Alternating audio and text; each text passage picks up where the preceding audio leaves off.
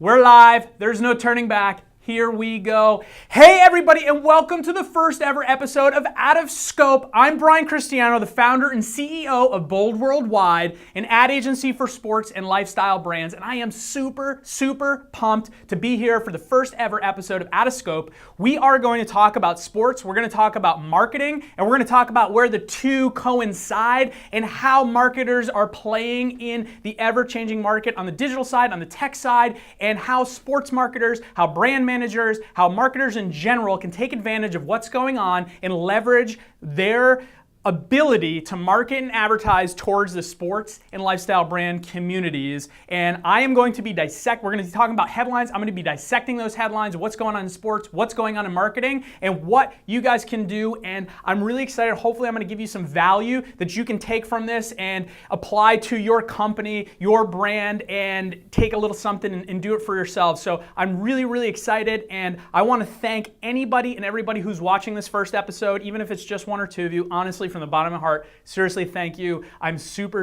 excited, and please make sure to comment, please make sure to subscribe, and tell me what you love about this show, what you hate about this show, because this is episode 1 and we're going to be changing a lot as this progresses, and I want your feedback. I really want to know, and hopefully we're going to do many more episodes of this, and we'll get more interactive. We're going to have surprise guests on the show talking about different things, so there is a lot that's going to happen in this show, and each episode I'm going to give away my marketing tip of the day. So make sure to stay around for that, because it's going to be a good one. It's going to be something that businesses, marketers can apply in their business right then and there. So with that, let's start the first episode.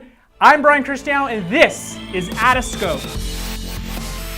All you marketers out there need to listen to this. Sports marketing expert Brian Cristiano. Brian Cristiano. Brian Cristiano. Marketers and advertisers and brands always have to keep in mind, you have to play to the state of your audience. Endurance sports athletes are absolutely fanatics. Having a Facebook page doesn't get you any business, but doing it right can be quite effective.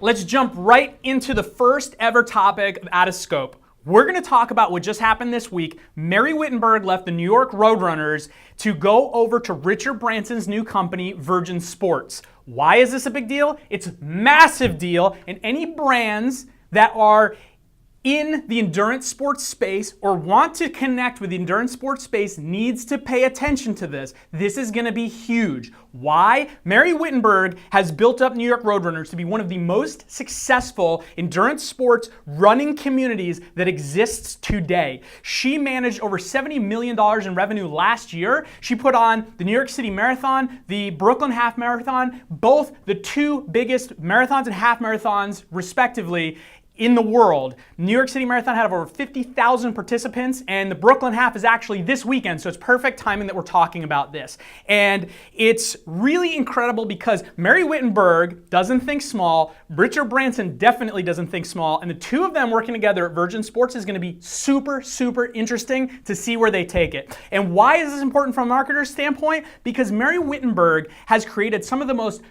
the largest and most powerful partnerships in marketing between brands and the running community, the endurance sports community. She has Airbnb sponsoring this year's Brooklyn Half Marathon, which is massive. The sponsorship dollars from TCS last year at the New York City Marathon was absolutely massive. And there are so many people that pay attention to this space, and there are so many people involved in this. The running community, above all, is one of the most passionate sports communities there is. Let me say that again. The running community is one of the most passionate sports communities in existence.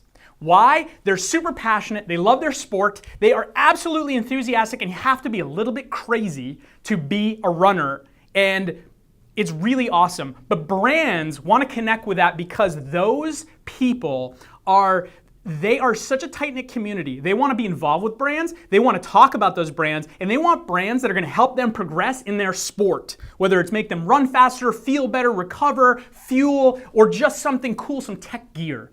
But here's the thing. I want to see where and how Richard Branson and Mary Wittenberg scale Virgin Sports. They're starting in the UK, then they're going to incorporate it into the US. And I don't think that it's just a play to have endurance and running events through the UK, the US, and around the world. I think they're going to build out this community that's absolutely staggeringly huge, that eclipses what she did with New York Roadrunners. And I think that they're going to bring in the marketer play and try to bring in marketers that can either partner with them at their events, or they're going to create some sort of community where marketers will be involved on some sort of level, because Richard Branson doesn't think small, and neither does Mary Wittenberg. And I don't think it's just a endurance event play. I think it's a marketing play. And this is what's going to be really interesting to see where this goes and how this plays out. But I think they're going to scale this huge. I think marketers and brands need to start figuring out how they can partner with Virgin Sports, even though it's less than a week old. I think they need to start figuring out how to get in there, how to get in the door, and where they can be a part of this, because the brands that get in early, they're going to get huge value at scale, and Mary Wittenberg and Richard Branson, in my opinion, are going to take this to the bank. It's going to be incredible. So that's where I see this going, and it's going to be really interesting to follow this story as it progresses. There's not a lot of information out there, and nobody outside of maybe the internal doors at New York Roadrunners saw this coming. Nobody in the running community had any idea Mary Wittenberg was going to leave. So very, very interesting. Let's see where that progresses. And why do I know that sports enthusiasts, specifically runners, endurance sports people, are crazy but also super passionate? Well, we have a bike racing team. I'm a Cat 3 amateur cyclist, which is awesome. I've tried running. My fiance talked me into running for a little while. I actually ran the New York City Half Marathon. It was an incredible event, but I'm definitely not a runner. I'm more of a cyclist. It hurts. Running is super hard. I ended up with ITBS, absolutely terrible thing. And then I decided to hang up my running shoes for a couple years and focus on the whole cycling thing, which I like better. Also equally as passionate people. And then until this last Thanksgiving, when I decided that I would try to run a 5-mile turkey trot on Thanksgiving up in Rhode Island. And it didn't go so well. Let's just say that when you don't run for over a year and you try to run 5 miles all out, even though you're an endurance athlete, when you're not running, cycling doesn't really translate very well. So it was an interesting experience. I got the first 3 miles in record time. In the last 2, I think it took me 3 times longer to do the last 2 miles than it did to do the first 3. So I limped across that finish line, and it wasn't so much fun. Anyway, enough about that. Let's get on to my marketing tip of the day. Graphic, please.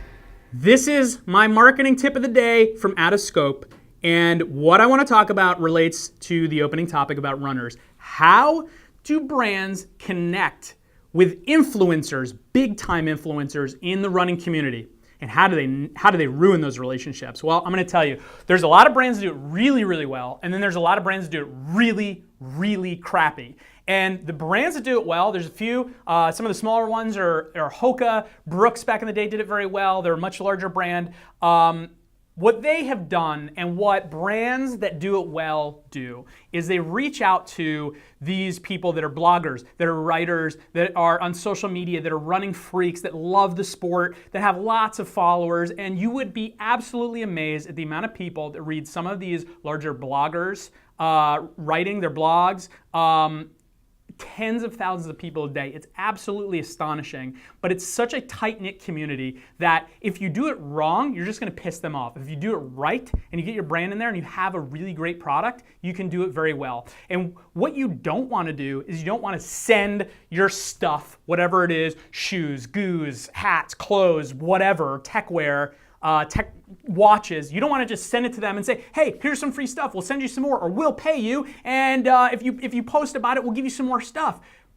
Don't do that. First of all, it's dishonest. Second of all, most of these people that are in this community take this stuff very seriously, and they do not want to play like that, right? They want to be honest with their community. They want to use stuff that they honestly and genuinely like. And if they like your stuff, they're going to use it. They're going to talk about it. They're going to write about it. They're going to tweet about it. They're going to put it up on Instagram and whatever other channels that they're involved with. If it's bad stuff, or you're trying to approach them from a bad angle, guess what? You're going to piss them off, and their community is going to know about it. So it can completely absolutely backfire. So don't send them stuff or requests to write things or post things for money or for more free product. This is what you do. Send these people your stuff. It has to be good stuff. If it's shitty sneakers, nobody's going to want it. But if they're awesome, if they're actually genuinely great, then send it to them and just say, hey, we thought you might like these. Check them out. We wanted to thank you for being part of our running community. Let us know if we can do anything for you. Most marketers are like, wait, what? Why am I going to do something for free and not ask for something in return? That's the key. You got to give to them.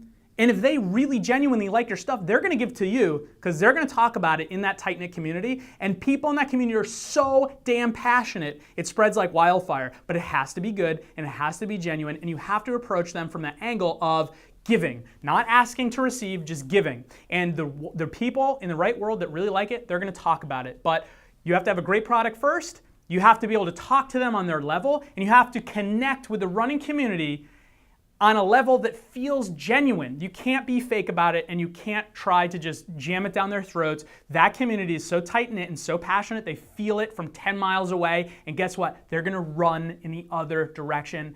And these endurance athletes are fast. They will run fast. That's my tip of the day.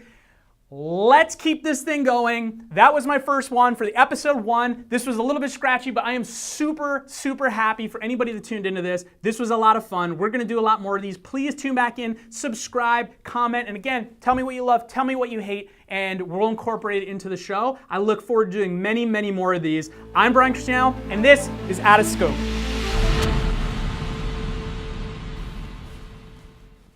Do you think anybody's actually going to watch this?